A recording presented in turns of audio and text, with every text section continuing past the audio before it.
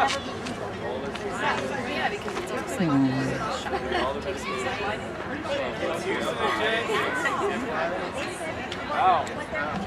want to come forward if you're here for the Let's Rally Together recovery awareness, recovery from substance abuse and other drugs, or if you or someone in your life has been impacted by drug addiction or substance abuse.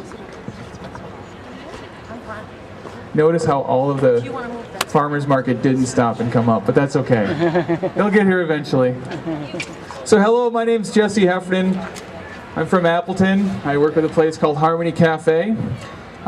Today's Rally Together is a chance to talk about recovery awareness, talk about how substance abuse and drug addiction has impacted our lives. Today you're going to hear from some speakers, both who have personally been affected through their own lives, or family or friends that have been affected. I want to let you know that this rally has been put together by United We Can, Change Addiction Now, Wisconsin, Rise Together. That's when we cheer. We can cheer for them. Yay. All right! Before we get going, if you haven't noticed yet, there's that table back there. If you want to go back and sign your name on there, I believe that Lori is going to be taking that to everywhere she goes and presents, and so that we can start seeing the names accumulate on there and all the people that support this cause. So up first, for presenting, I would like to introduce Lori from United We Can, Wisconsin.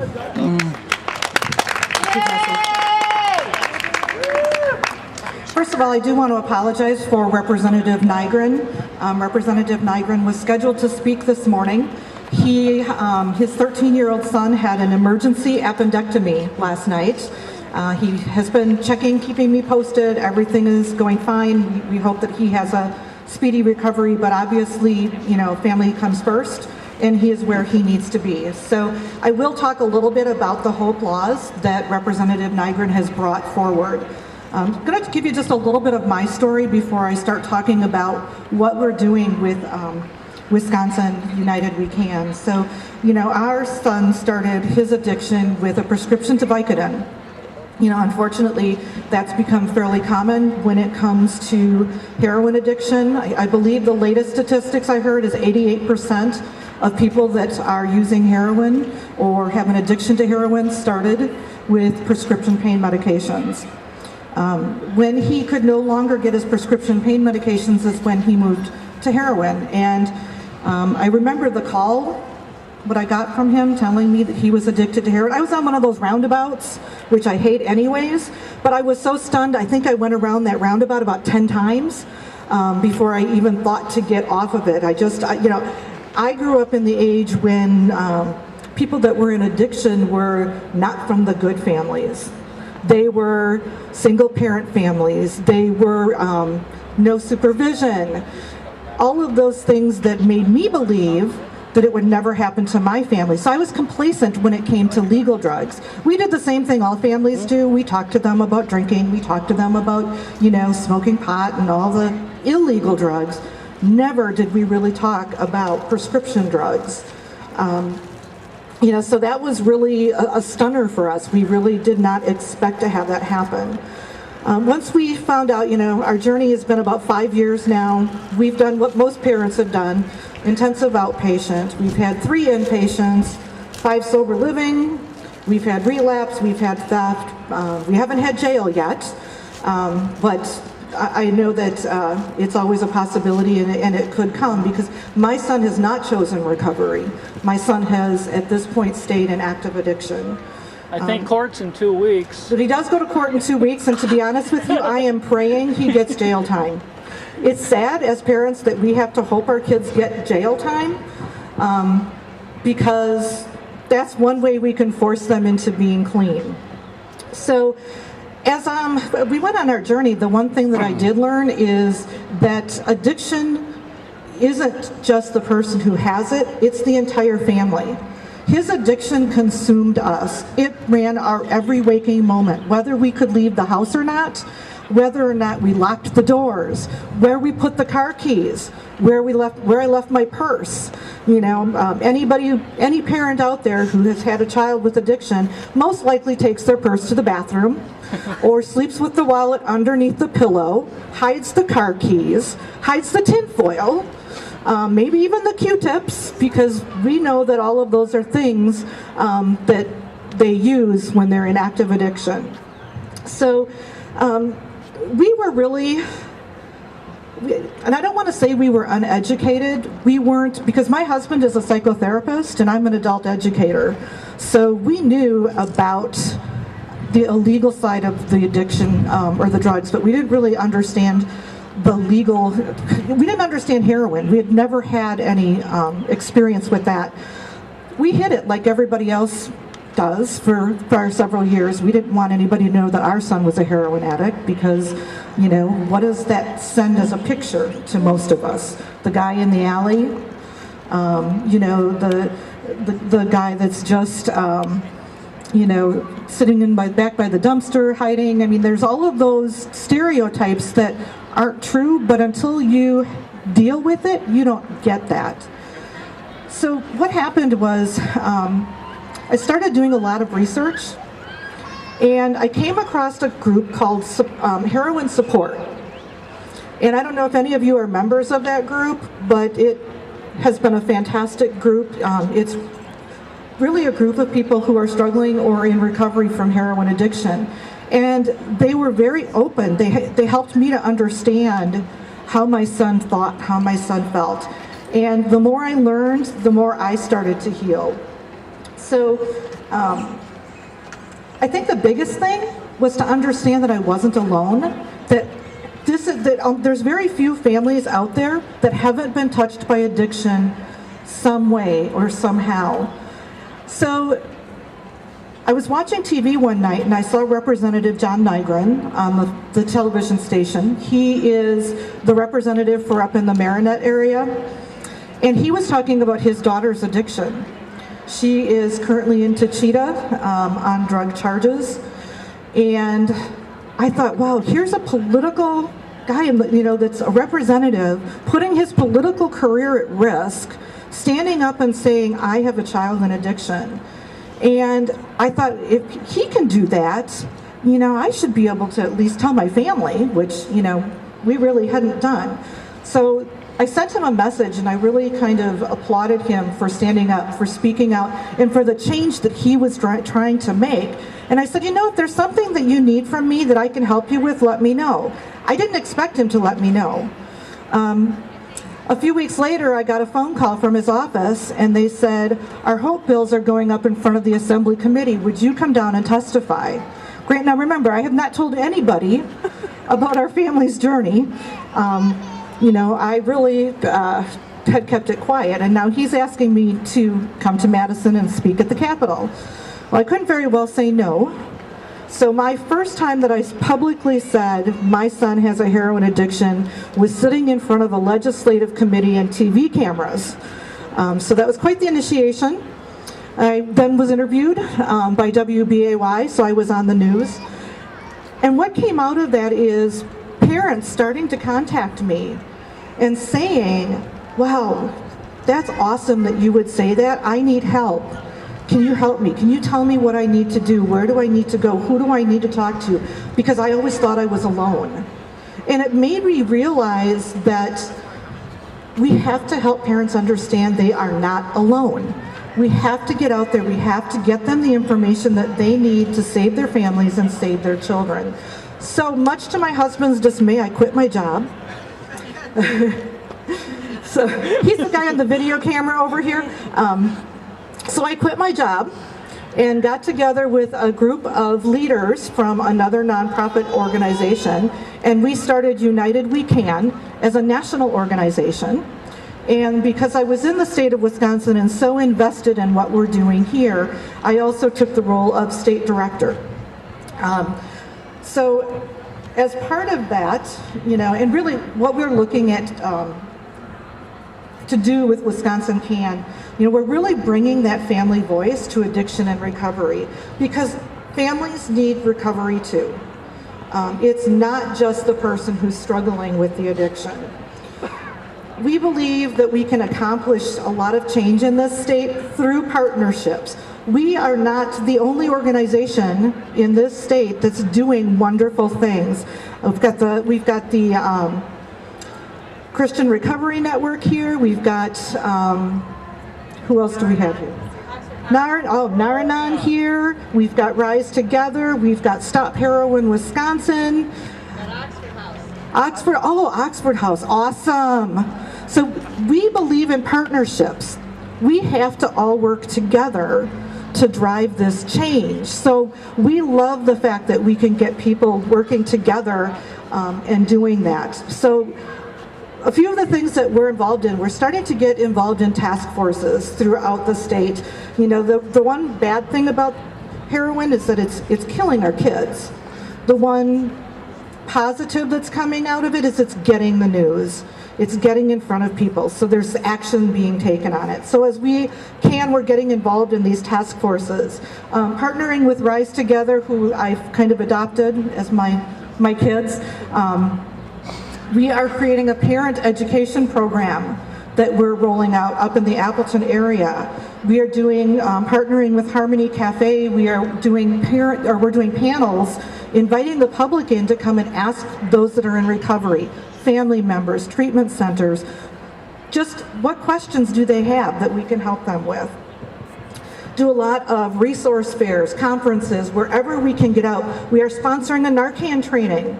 I was fortunate enough at the ASK convention to be trained and supplied with Narcan, which to me is a huge plus considering my son is still actively using drugs. So we have we have an online peer-to-peer support.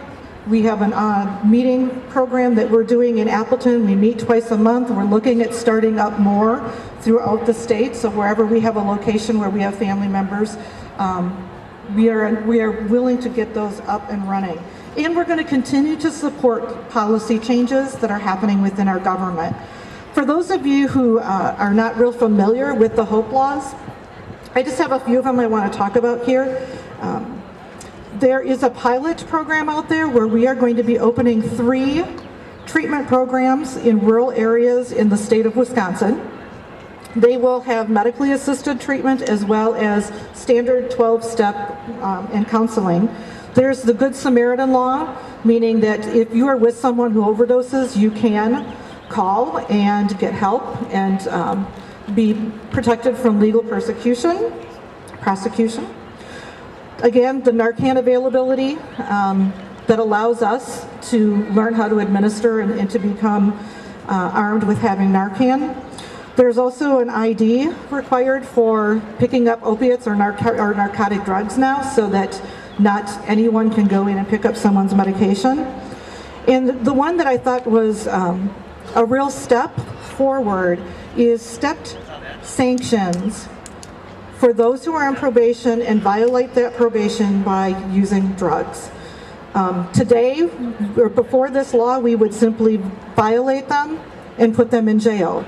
What this law allows them to do is to go in front of a judge and get maybe some treatment ordered or some counseling ordered. They aren't necessarily immediately put back in jail. And I think that's huge. I mean, if we look at the fact that 80% of our jails are filled with people who are there on a drug-related or a drug-induced crime, the fact that we now are recognizing that they need help and not necessarily imprisonment, I thought was a big thing. So what's next when it comes to policies? We talked a little bit about this with Representative Nygren on Wednesday. One of the things that we need to do is we need to start talking to our medical community who is prescribing these pain medications. Not only do we need to educate the doctors, but we need the doctors to start educating the patients so that when someone is taking these medications, they're understanding the risks. They're understanding when to recognize that that medication is starting to take over their life. Right now, we do have in Wisconsin a prescription drug monitoring program that is supposed to keep track of who is being prescribed these drugs. It's voluntary. We have 20 to 30% compliance. Pretty darn low. So it's not any surprise that we are where we are. So one of the things that we have to figure out is this something that we try to get mandatory? The other thing is we have to start getting education in the schools. And when I say education, I'm not talking the DARE program. We have to get people in the schools that know what this is like, that know how to reach these kids. And you're going to hear from a couple of these guys later on today. Rise Together does a fantastic job of that, and I know they're going to share their stories with you later. Whatever we do, though, we know that we can't do it in isolation. It's going to take these groups, it's going to take parents, it's going to take educators, law enforcement, legislators. It's going to take all of us working together, because we know that united we can make a difference in our state and save our kids. Thank you. Thank you very much, Lori. Yeah, don't forget your coffee. That's what we need, is we need a coffee stand out front, and then we'll bring in all kinds of people, right? Yeah, we all have our addictions. Yeah. So next I'd like to welcome Linda Lenz, who is the founder of Stop Heroin Wisconsin. Hi everyone, and thanks for turning out. I'm going to quick tell you my personal story and why I'm here. This is my husband, Rick. We had 2 sons. Our older son had a genetic disorder that turned into a terminal illness. He was sick for 11 years. The kids are 10 years apart, so when my son Canton was diagnosed at age 19, Tony was 9, turning 10. It was really hard because we had one sick kid that we focused on all the time. Any minute, Canton could die. It was that kind of a disease. And Tony grew up with that. He was the good kid. He was healthy, popular. We didn't have to watch him. He didn't give us any trouble. He got all A's. As Canton got older, he got sicker. He was on this medication that kids are taking for fun, and he needed it for his pain. So I see both sides of the story. It's so crazy. When Canton died in 2010, we were standing at his bedside in the emergency room of the hospital. He passed, and I felt his soul leave his body, and Tony was there, my husband was there, and I turned to my son to say something that I thought would mean something. I said, "Now please, for your brother, don't smoke cigarettes." I was talking to a heroin addict. I had no idea. I had absolutely no idea. So what happened was we were going to scatter Canton's ashes. I still did not know this. We got on an airplane, we went to California, and Tony had his head down the whole way. We got in the hotel room, he curled in a ball on the bed, and I said, "Tony, you missed your brother so much." And he said, "No, heroin." You could have dropped a piano on my head. I never heard of anybody using heroin. There was no talk of anything like this. I had no idea why someone would stick a needle in their arm. I didn't know how to react to him. Do I look away? Do I not talk to him? What do you say? You're grounded? You're a heroin addict? You're grounded? I didn't know what to do. We put him in Mission Hospital. He spent 3 weeks there. We came home, still no one to talk to. There's not another parent that I could think of to call. And I didn't feel ashamed. In fact, what I did was I told everybody, whether you wanted to hear it or not. Do you know this is going on? My son is a heroin addict. And in doing so, I found a friend, and she said, you need to talk about this on television. She put me on local television. I scrambled because I thought, all right, that's a one-time hit. Now how do I connect with people like me? So we threw together Stop Heroin Wisconsin, Stop Heroin WI Facebook page, and we asked people to like us. The first week, I'm not kidding, we had 68,000 views. Yeah. Sad, but true. It was unbelievable. The people saying, "Please, thank you, there's a place we can come and talk." And the stories that I read after that, I just could not believe. Still, I didn't think it was enough, because the message just kind of dwindles off if you don't keep it going. So I did a tiny documentary. And I asked all the people that I could find posting on my site if they would talk and tell me how this happened, what's their experience. As I was filming, an older gentleman who was a sponsor, we just had finished filming, and I asked him, I said, why would someone stick a needle in their arm? I mean, I understand the doing drugs, experimentation, partying, I get all that, but why something so dramatic and something that pretty much everybody knew is a death sentence? And he said, Linda, they're taking pills in high school. They're snorting pills. Those are synthetic heroin. They're already opiate addicts. And all of a sudden it was like something lifted. I get it now. Now my mission is to tell kids, never take a pill. That if it's in an orange bottle, no, it's not safe. And I want to talk to kids down to where we talk about stranger danger, because this is one of those things that can take your life. It's different. We got to separate it. We have to talk about it that way. So what I'm hoping is, it's been difficult getting some cooperation through the schools that I've been dealing with, and I'm not going to speculate why, but hopefully they're getting the message now. We filled our PAC, Muskego High School, with parents. A parent stood up and asked, please raise your hand. How many of you have been affected personally? 3/4 of the people stood up, had their hands up, that they were personally dealing with heroin addiction or pill addiction in their families. So, curiously, none of our school administrators or school board were in attendance to see that. And it was not videotaped. I videotaped it. I'm going to make a big deal about it. We need to do something now. I want something before summer because it's going to be a long, hot summer. I don't want anybody to be addicted over summer. It looks like it won't happen till fall, but that's our goal. And what I always ask at the end of speaking is that if you can go away with one thing, it's pay it forward. Tell somebody about the pills. If you're standing in a checkout line, you won't believe how people respond. They all have their own story. Oh, my cousin. Oh, my sister's kid. Oh, this or that.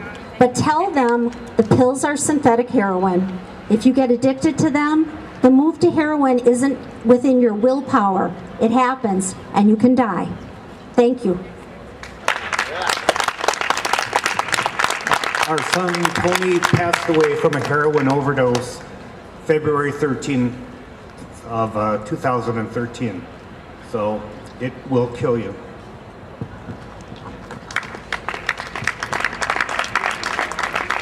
Thank you to everyone who's willing to come up here and share their stories. It takes a lot, and especially in literally this public of a scene, to be able to put that out there, so thank you. Up next, I'd like to invite Chris Murphy up, and she's the Director of Development with United We Can Wisconsin, to share her story. Okay, I brought my water because I'm really nervous, and I can tell you right away that I'm not going to be as eloquent as anyone else who has spoken today. My son is a heroin addict, and my story parallels theirs in a lot of ways, except I'm in a much better place right now. My son is in recovery, and he's sober. So, All right. So I have no issues with his sobriety, but I have had a lot of issues getting him there. If you go back a couple years, we kicked him out of the house, and as he was leaving, I told him, should you ever want treatment, you can come back. Took him 2 months. He came back, walked in the house, sat down, he said, Mom, I've been clean for 3 days, I'm gonna act like a bitch, but I don't wanna live this way anymore. And I was thrilled until I picked up the phone to try and get him help. I distinctly remember the first response I got. I called a lot of larger organizations in my area, and it was, sure, we can get him in 2 weeks from Wednesday. Now, for all of you familiar with heroin, you know that I didn't know how he was going to feel in 15 minutes, let alone 15 days. So I kept making phone calls. And I got out the yellow pages, and I thought there's got to be a resource I'm missing here somewhere. And I ended up talking to a really nice woman named Carrie at a clinic. And she said, sure, we can see him today. We take medical assistance or cash. So she gave me some other places for me to call, things I had missed on my own. I called, I got everything from not accepting new patients to a 2-month waiting list to the doctors out of the country for the next 3 months. Well, we kept going back and forth, and I think about the 5th time I talked to her, she said to me, "Is he there with you?" And I said, "Yes, he's sitting right here." She said, "You ask him how he feels if he thinks he can wait a couple weeks." So I said, "How do you feel? Can you wait a couple weeks?" And he looked straight at me and he said, "Mom, I don't get help today. I'm going to go out and rob a Walgreens." And I said to her on the phone, I said, "Carrie, did you hear that?" And she said, "Yeah, bring him in. We'll work with you financially."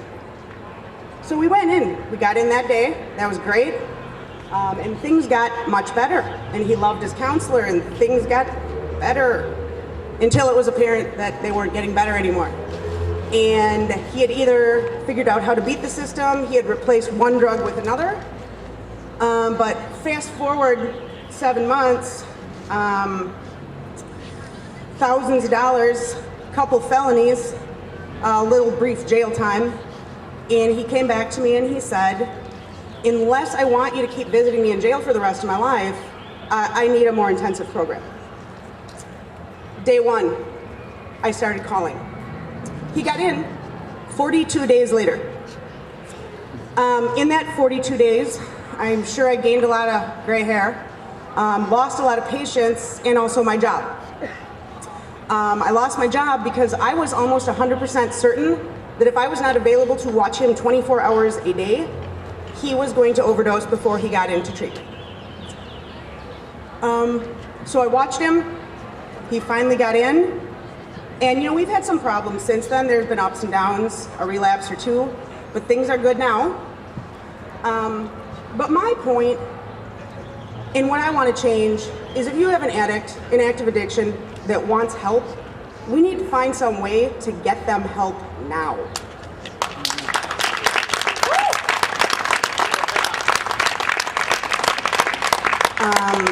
And then that brings me to my very last question that I've been thinking about, and I don't know who will agree with me and who won't.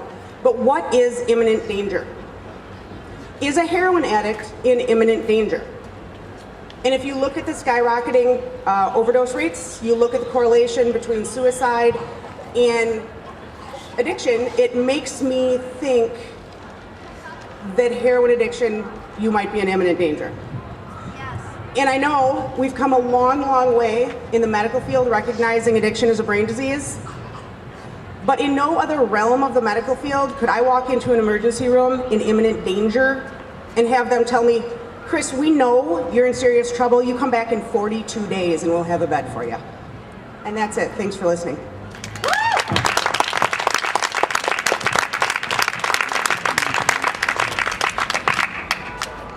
So one thing, Anthony and I were just talking and we were saying we have this rally in Madison, Wisconsin on the Capitol stairs. And this is amazing. Thank you everyone for coming out today. But also, we have a rally for recovery in Madison, Wisconsin. We have 50 people.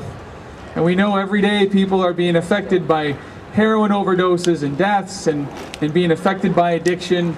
As a person in recovery, I've been affected by it even throughout recovery. And yeah, I agree too that there needs to be things that people can get invested in right now, that we can bring people somewhere so they can start getting the help that they need, that they get treated with dignity and respect and not as a criminal, but as someone who needs help. So part of why I'm guessing, oh, that's the wind, can't prevent that. Part of why we're here too is to recognize why all of you are here. So this is an opportunity. We'll have a moment of silence and then, you know, I'm going to ask you to start calling out names of people that have died from overdose, people whose lives are being affected right now by substance abuse, drug addiction of any kind. And then afterwards, Nicole Ray will be coming out, but I'm going to turn off the microphone and just, you know, start saying the names of people being that are affected.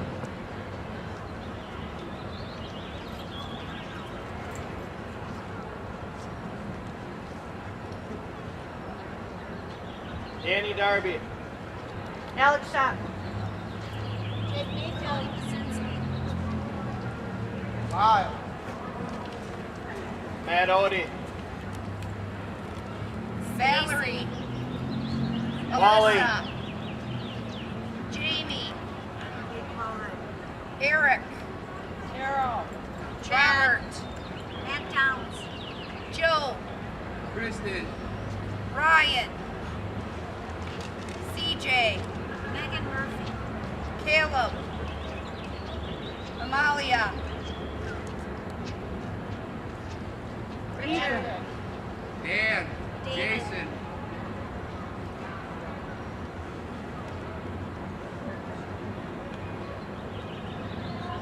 Steve, Dustin.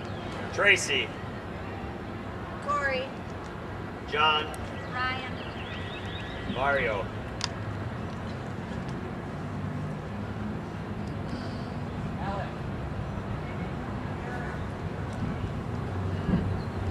Conrad, Austin. Josh. Katrina. Ben, Allie. Michelle, Barb. Dustin, Aubrey. Aaron, Amy, Lisa. TJ, Robbie. Leslie. Travis. Ian, Ty. Ashley. Terry.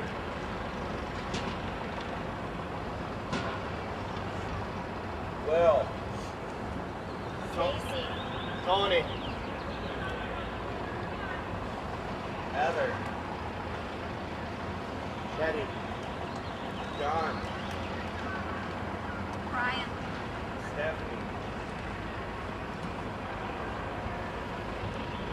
Sarah.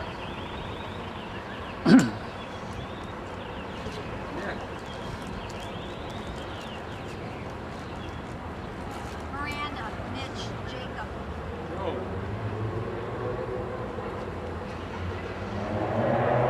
Eric. Brian. Brian. Jason. Corey.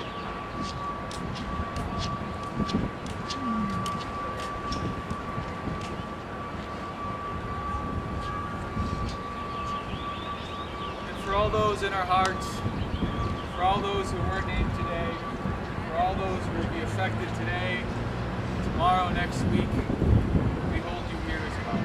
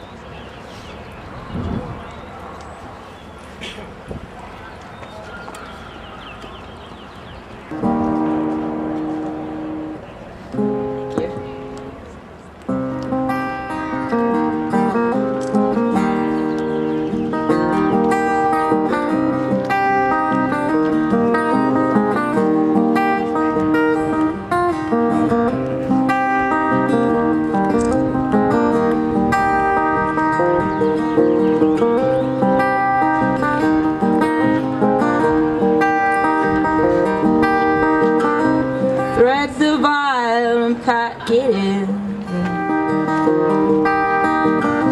I watch my veins poke out my skin. Being honest, it isn't cold. It's just the act of being bold. Whoa, whoa, 'cause I'm feeling 8 feet tall. I'm 6 feet in the ground.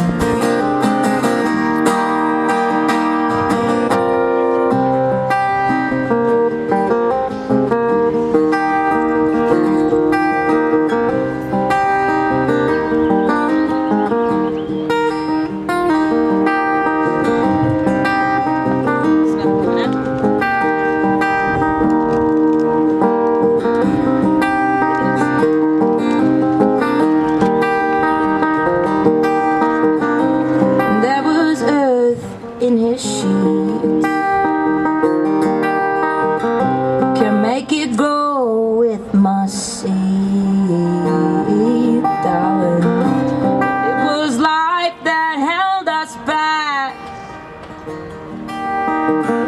Don't watch this fear with the skills I lack, 'cause I'm feeling 8 feet tall. But I'm 6 feet in the ground. Heaven is nothing at all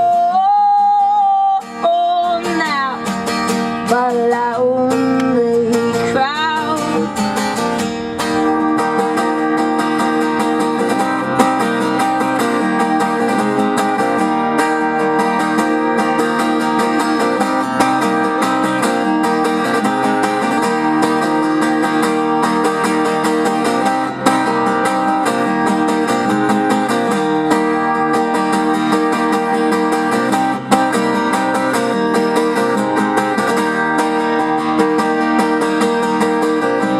And all these trees that dissipate, 'cause we destroy what we create. It's medicine, it makes us sick, and the loneliness in most is stick. But I'm feeling 8 feet tall. But I'm 6 feet in the ground. Heaven is nothing at all now, but a lonely crowd. Heaven is nothing at all, but a big fluffy cloud.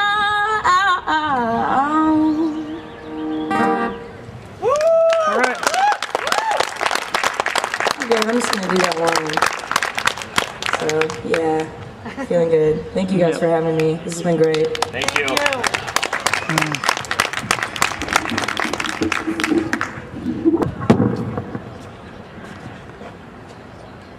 So we had the chance to hear some stories today about people whose lives are being affected currently with family members, and we were able to call out some names in memorial and really set the stage that we come here together and we talk about recovery awareness.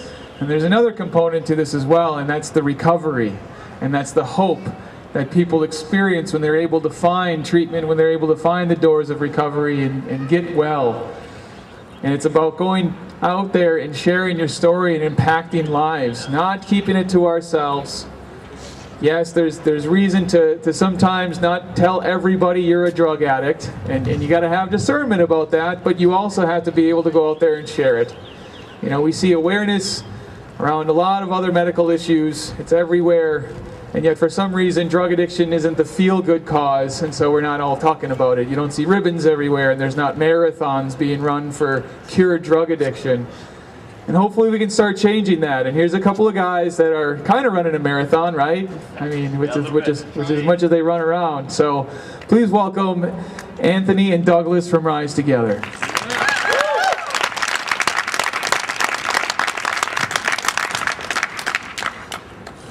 Thank you. My name is Douglas. This is Anthony. Pretty emotional day. Frankly, I don't shed tears before I speak, and today is that exception to that rule. We are Rise Together. To give you a bit of background, we do focus on youth services. We're a peer-to-peer respite group. We go out and we speak at the high schools throughout the state of Wisconsin. And just yesterday, we went national. So I had to put that out there. Thank you. It has been a crazy ride, and not that it's coming to the end, but it is coming to the end of the school year. And just to give you guys a little bit of facts, I'll let Anthony jump deeper, but we've been at this since September. And we've done 62 speaking engagements, been in front of 10,000 kids at the end of this month. And it has been a ride, it has been emotional, it has been a journey, but it's also been enlightening, it's been humbling. It's been amazing to see a group of people come out on the steps of the Capitol for the same cause, a cause nobody wants to talk about, a cause that this doesn't happen to me, this doesn't happen to my family. It's pretty damn special. It's special to me in my heart. I hope it's special to all of you. Now I'm going to let Anthony explain a little bit more what we do, but we're about breaking that stigma because this is happening to today's youth. This is happening at epidemic proportions. We lost 237 people last year. There was over 5,000 uses of Narcan last year. So you look at some of those numbers, yeah, holy shit is exactly right. That's the thing. We had the potential to lose 5,200 people in the state of Wisconsin last year to opiate-related disease. What other word can we use than epidemic? I just want to thank everybody again for coming out here. It's such an important issue to us, and that's how Rise Together was started. It was built off the advocacy of one story to the next, one voice stepping forward, regardless of what judgment might be brought on. You know, Douglas Darby believed in what he was doing, and he started speaking that story to the kids, saying that recovery is possible. And when I saw that, I thought that took a lot of guts. It took a lot of strength to go out there and tell that story. And you know what? I'm going to join him. And I'm going to tell my story as well, because I am proud of my recovery. I am proud of where I am at. And I once was somewhere. Thank you. But that's the thing. We could fill this entire area behind us with people that have similar stories. And unfortunately, just like the words that came out before and the names, we lost a lot. Me and Darby alone in the last 7 years have lost 12 people. And some of those people are family and friends. And we meet people all across the state of Wisconsin that have lost family and friends as well. And Rise Together is here to stand up and make a difference in our community, and if anything, bring prevention to these youth. Because nobody else is doing it. When we got started 8 months ago, nobody told us to do it. Nobody hired us to do it. In fact, they told us we couldn't do it. So we did it. We took action for once, and we're advocating for recovery like no other in the Midwest, and partnering up with people like Stop Here in Wisconsin, United We Can, and the other wonderful groups that are ahead of me here. We couldn't do this without you. We didn't call it Rise alone, we called it Rise Together for a reason. Because for once we need to band arms together and make the differences that need to be had. We need to give these addicts a chance to survive. We need these things. It's not a question anymore. 237 people died last year in Wisconsin. The year before was 199. When it hit 199 between 2011 and 2012, that's almost a 50% increase. Why isn't there more people here? Why aren't there more people coming together and saying, you know what, we're going to give them an opportunity to survive. We're going to give pre-treatment and post-treatment options. We're going to give preventative-based programs so we can help curb this issue, so we can take some of those customers away from those dealers. Nobody's leading that hand out. And because of that, you see people from the streets like Rise Together say, we'll no longer stand for this. I'll no longer have people that are in my family lost to this addiction. I stood up personally in my own addiction for my children. My parents were addicts, and their parents had issues, and so on and so on. I didn't have the education and awareness when I was a child to know any difference, that I too could carry those issues, that I too could take on this disease. So at the bottom of my rope, I stood up and got sober for me and for my children that sat in front of me. And I broke that cycle of addiction in my own family. And today, none of it would be possible without my long-term recovery. I am a brother. I am a friend. I am a son. I am a person of this community. And me and Darby have started a movement here in Wisconsin because we're passionate about it, and you see that. You hear that in our voices. To hit up 62 plus engagements in the last 8 months, been traveling tirelessly all over the state of Wisconsin on our own money, broke, paying anything we can just to get the message out there, because we believe no matter what it takes, because we're survivors. 6 years ago, I was living out of the back of my truck, almost dead. He just got out of prison. We're very fortunate to be even standing here. To be 30 years old, 28 years old, we're very, very lucky to be in front of you. Because most people don't make it through this addiction. We're here today to advocate for the services that we need and share some of our story. I'm going to hand it over to Darby because I can't swallow right now. But thank you so much. It's such a beautiful day. Remember, do not let it stop here.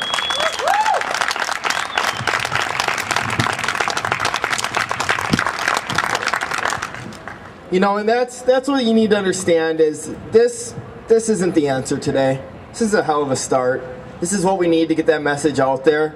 But nothing gets solved here today. Not one life is going to be saved except for maybe mine or the other addicts that are participating in this. Because for today, this keeps us clean and sober. And that's what we do. We do more than just changing our people, places, and things. We eat, breathe, and sleep recovery. Why? Because we have to. There's no other option for us. But today's youth doesn't have to go down that path. They don't have to live with that shadow of addiction and bust their ass every day just to stay sober. Now, to understand my story, I have to take you back long before my own active addiction.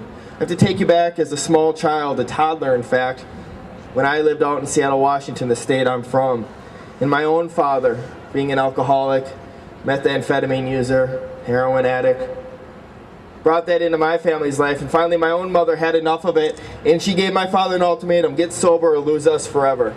Now, at the time, my father didn't have the strength to get sober, and he blatantly said, take Douglas and leave before I destroy this family. And that's just what my mom did. She put us on a plane and she flew us home to Green Bay, Wisconsin, her hometown. Shortly after, my father did find recovery. In fact, the man was sober for 10 years of my life, and as I went out and spent my summers with him, I can't tell you how happy of a childhood I had.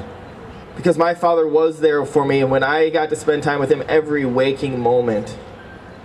And yes, that did change. When I turned 13, I went out there for that summer, and things were different. Now, at 13, I didn't have the education and awareness to truly understand what addiction was. I didn't know that this was a generational disease, that this was hereditary, and that his addiction could be passed down to my own. But I did know certain comments. I didn't know I lost my leather jacket last night. Must have left it at the bar. Again, being 13 years old, I didn't know fully what that meant, but I knew Mom had a rule, and that rule was if Dad was using, I didn't see him. So when my dad brought me to the airport at the end of that summer and was about to put me on that plane, he always wore sunglasses, much like I'm doing today, to hide my own tears. And I asked him to take it off, and as the tears streamed down his face, I very simply said to him, you lost Mom, please don't lose me too. Now, unfortunately, those are the last words I ever spoke to my father face to face. You see, in just 2 short years, from losing that jacket at the bar, to watching my mom bawl on the phone on August 26th of 2000, set it down, turn around to her son, and choke out those words, baby, I am so sorry, but your father is dead. My dad literally died with a rope around his neck and a needle in his arm. And I was crushed. I was crushed at 15 years old. Now, if you can imagine back 14 years, I was that kid. I had dreadlocks. I wore the hemp necklaces. I have pot leaves tattooed on my body still today. And I was living a lifestyle. And for me, I was just smoking weed because I knew what my father's addiction had taken from me. You know, instead of spending my first week of freshman year high school getting acclimated to classes or going to Friday night football or chasing girls, whatever a normal 15-year-old's supposed to do at that time, I was spending that week in Washington at my father's funeral. And I was pissed. He took that from me, stole that from me. And I had written it in stone right then and there. I will never do that to my own family. That would never be me. And as I progressed through high school and people want to talk about what is a gateway drug, is it marijuana, is it drinking, is it cigarettes, whatever it is, for me, it just started with marijuana. Now I believe every drug is a gateway drug because to me, the addict mind, when I got high, it opened up Pandora's box. And I said, wow, I really like this. I wonder what else I would like. And as my high school years progressed and I started experimenting with the hallucinogenics and the ecstasy, you know, the cocaines, the methamphetamines, the plethora of pharmaceutical drugs that went through my great community of Howard, Wisconsin. I mean, the mean streets of Howard, Swamico, people. You know, tough crowd to grow up in. No, I had a great life. I had a great childhood. I never saw active addiction in my own home because I had a mother and a stepfather that raised me right, that taught me right from wrong. And I was never going to be that. That excuse always rang loud in my head. I was never going to be what my dad was. Week out of senior year of high school, I tried heroin for the first time. Still, a voice echoed loud in my head, I'll never put a needle in my arm. Not that far gone, I have this under control. 20 years of age, I did put a needle in my arm for the first time. In fact, I can roll up my sleeves right now and show you the impact of the next 5 years of active intravenous drug use that, destroyed my life. Now at 25, on August 26th of 2010, if you remember that date, the 10-year anniversary of my father's suicide, I found myself walking into a Walgreens pharmacy 3 minutes from my own home, putting the fear of God into some poor woman and demanding OxyContin. Now I went home that night, got high, turned on the news, and watched myself plain-faced. Yep, that's Douglas Darby.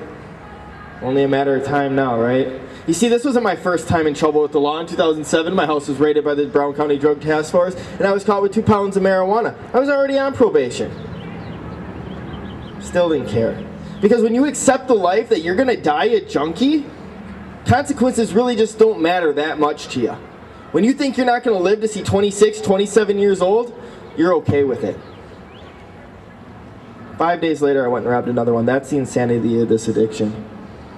It's not that I was an idiot. I was sick. I was a junkie. I didn't care. On September 9th, 2010, my house was raided again and I was taken to jail.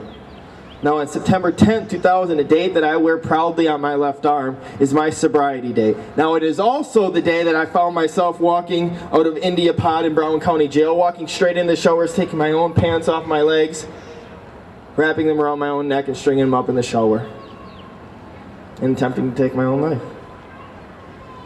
I had finally become the one thing I said I would never become. The one thing, right? What did I become? My father. The thing I had written in stone, the thing that was never going to be me. I didn't say at 15 years old, man, when I grow up, I want to be a junkie. Come on, no kid says that. Just like no parent says, I want to have a drug user as a kid. But it's happening. It's happening in epidemic proportions. Now, the reason why I stand in front of you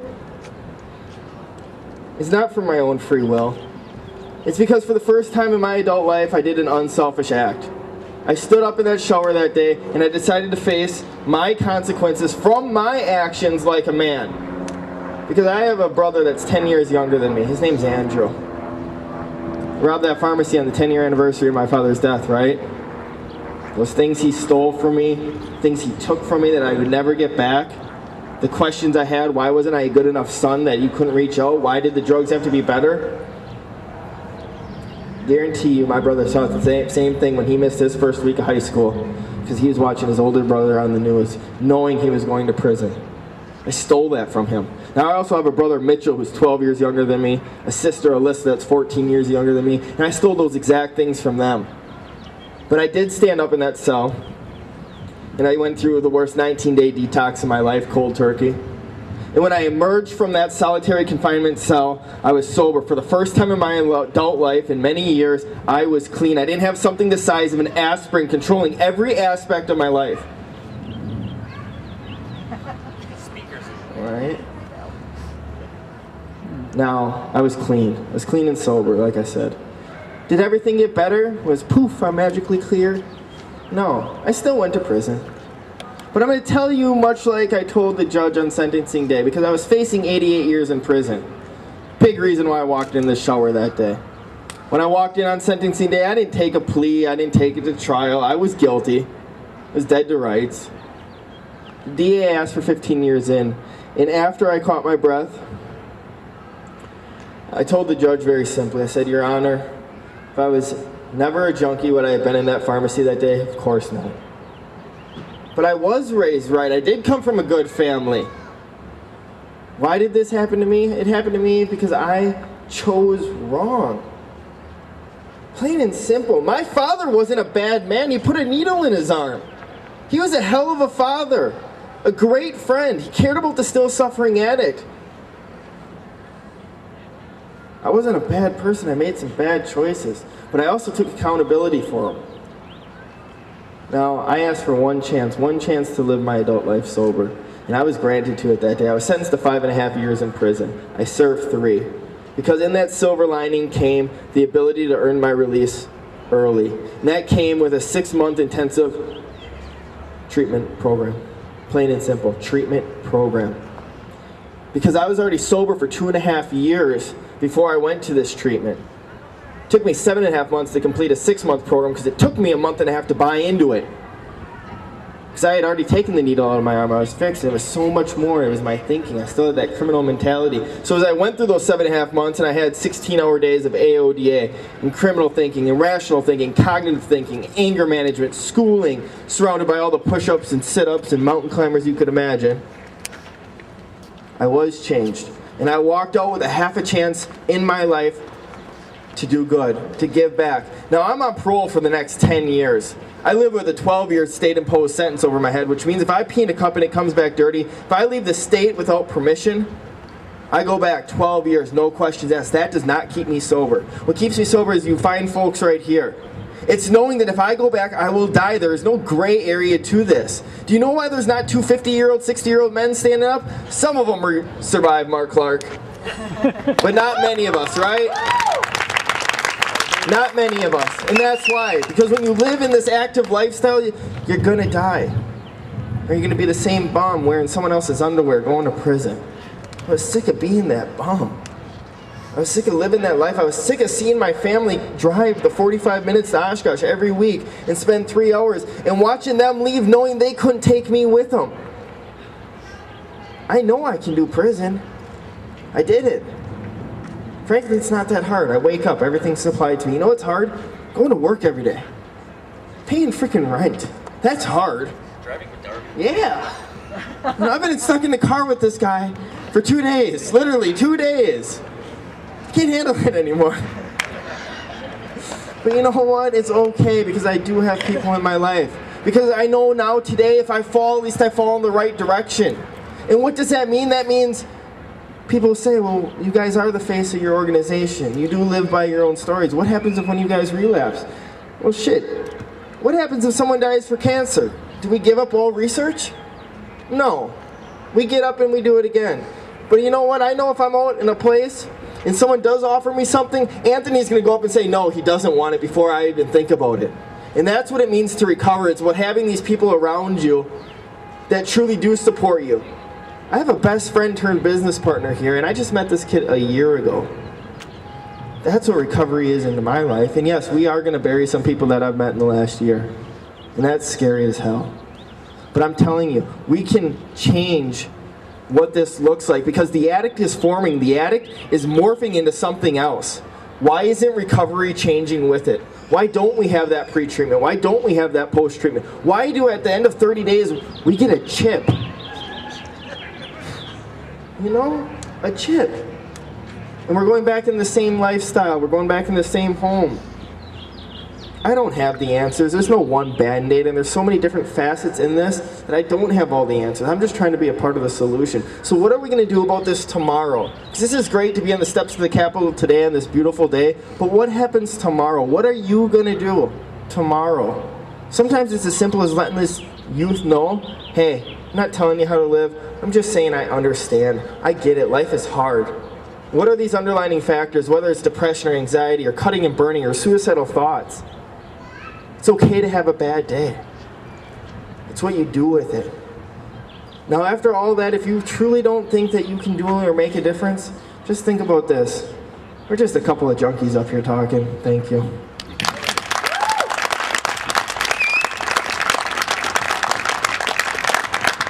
Tough act to follow. How much time we got, Jesse? Plenty. So we're filling some time. All right. Well, this is unprepared, so we'll just start talking. But I think one of the things that is important, because we've been to so many different engagements over the last, 8 months, a lot of different speeches. Yes, we're in front of the students. Yes, we're doing our part, what we believe to be important. We're doing the prevention part when nobody else is. I think being in the schools is extremely crucial, and actually supporting those preventative-based programs, not just Rise Together, but other programs that exist within the schools currently from a youth coalition standpoint, from a healthy living standpoint. It's something that we should be supporting as parents, something we should be supporting as a community, or as business-to-business organizations look at the programs that they're supporting in their local community We need to support those programs because it starts with family and it starts with the kids.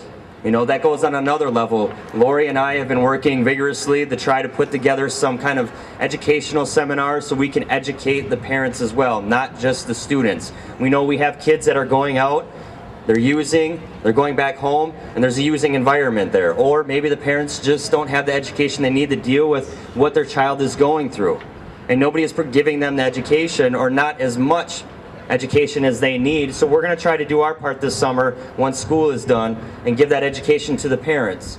And what I think is important for you guys to realize is that we were just two guys and just a mom that was passionate about making a difference. So for those who are out there that believe in this message and that are passionate, what can you do today? What can you do tomorrow and the next day? And it might just start out by lending a helping hand, making a phone call. Hey, I've been thinking about you. I care about you. One person, another. Here, I can help you. And if I can't help you, I can get you to somebody that can. That's so important. I mean, if we stood up now, and you see the crowd that's in front of us and bonded arms together, you can feel the power within that. And when I'm out in the community, I see that these families are broken. I see that people don't know where to go and they're scared. I see the tears that dropped here today because we're tired and we're worn down. And people don't know where to go anymore. And some people tell me, well, just let them be. Just let them be. That's what we're going to do. Just let them go. They got to figure it out on their own. Want to know why we say that? Is because there isn't the services that we need. There isn't the support in the schools. There isn't the support for treatment services across Wisconsin and across the United States. If addiction services are going to be on the same platform as mental health, then why aren't we getting the funding? Why aren't we getting the same type of support? And why isn't there a full recovery plan all across the board? So it's not just, hey, your life is completely fucked up at 25, go to treatment, try to figure out when you get done after 30 days. Does that make sense? That doesn't make sense. I see kids on a weekly basis reach out to us, and it can be a variety of things. Hey, thank you, great support, music was awesome, thank you so much. You know, you motivate me to change my life. You motivate me to do better at education, to do better in the things that I believe in. You motivate me to make a difference in our community because of the language that you carry and because of the passion that you have. That's a miracle in itself. But I also have a lot of kids that come up to us and say, you know what, I was thinking about killing myself this morning because of what I'm going through. Your presentation helped save my life. Where do I go for support? And those kids coming forth and asking for help for the first time is the first step into their life, the first step in recovery, just like the first step in my own recovery. I wish I would have started back then. I wish somebody like myself and Doug were in front of me telling, hey, don't go down this path. But if we don't get the support in addiction services and preventative-based programs, people like Doug and I and Lori and the rest of the people that are advocates here won't exist. So what do?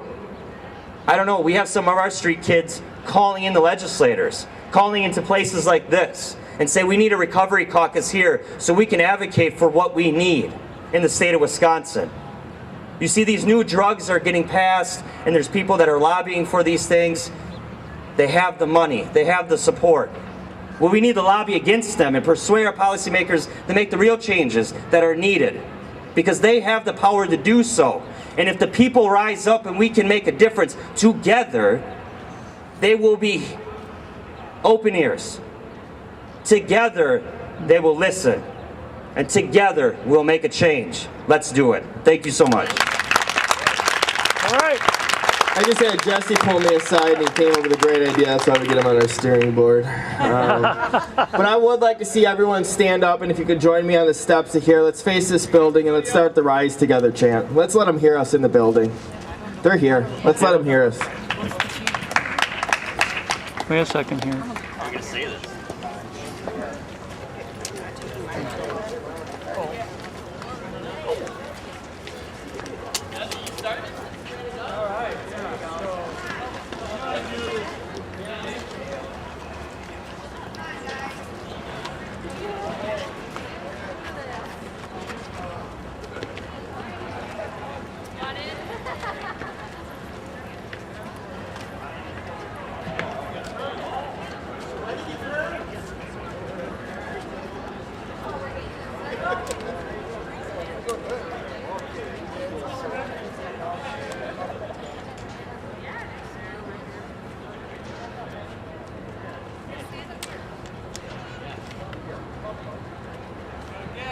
We got one last step.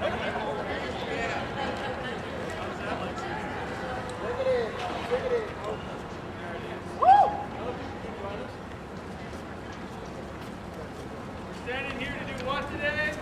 Rise together! Rise together! Rise together! Rise together! Rise together!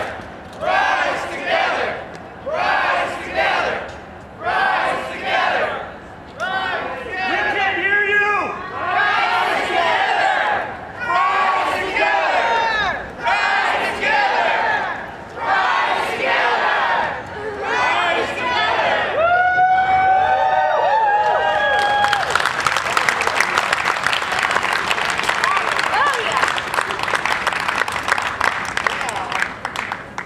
So we've got a little bit of time left here. We got to tell two. And I understand that there's some other organizations here. And I want to make sure everybody's got a chance to talk to everybody and be able to share their resources and share what's going on. Who's all here? You want to come and let us know who you are? Great. Just go right into the surface of the stairs. You didn't do it earlier. You should do it later. Come on, let's use the mics so that everybody. Oh, wait. I don't think it is. I don't think now it is. Hi everybody, I'm Brenda. Hi, Brenda. I am from the Naranon group in Madison. Unfortunately, the only group in Madison and only about one of 3 in Wisconsin right now, which we're trying to change with these wonderful women over here.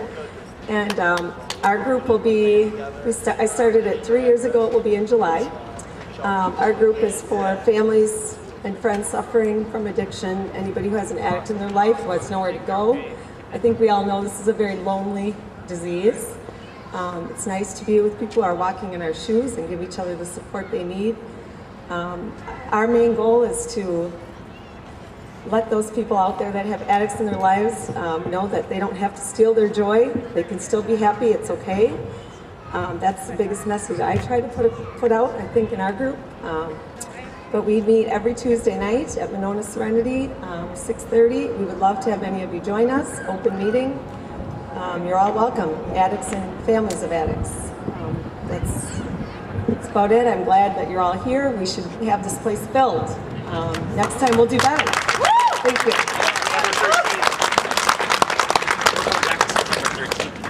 Oh, that's right. You want to talk about the rally on September 13th? You know about that?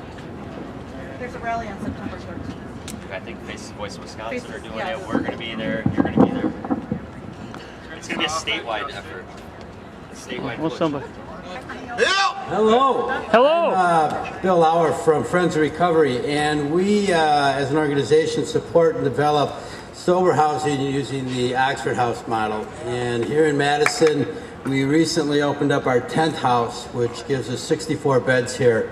Some for men, some for women. It's a self-pay organization. Throughout the state of Wisconsin, there's 21 houses that are loosely connected in our network.